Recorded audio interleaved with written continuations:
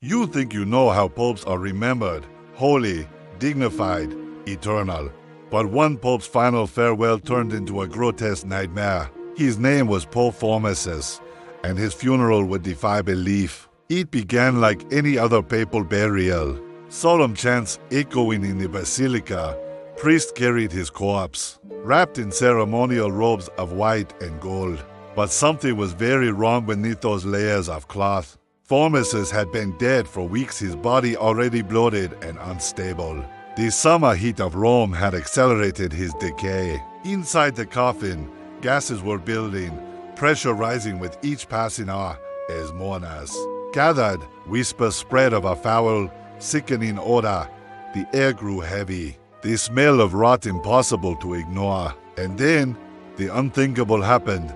With a horrific crack, the Pope's corpse burst open inside its coffin. Putrid gases and liquefied remains spilled across the funeral procession. The basilica erupted into chaos, priests gagging, mourners screaming. Witnesses fled in terror, covering their faces against the stench. Some believed it was divine punishment, others a satanic curse. What remained was a desecrated ceremony drenched in horror. But this was not the only humiliation Formosus would suffer. Months later, his corpse was dug up once more. Propped on a throne, the dead pope was put on trial in the infamous cadaver synod. Cardinals shouted accusations at the rotting body, demanding answers. A deacon even placed words in the corpse's mouth to condemn him. Finally, the body was stripped of its sacred robes, mutilated, and thrown into the Tiber River.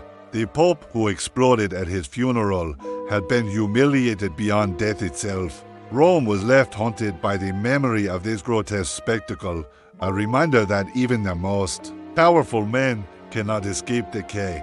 In the end, the legacy of Pope Formosus wasn't holiness. It was the stench of corruption, both literal and political, and the image of a pontiff whose body betrayed him before the eyes of the world.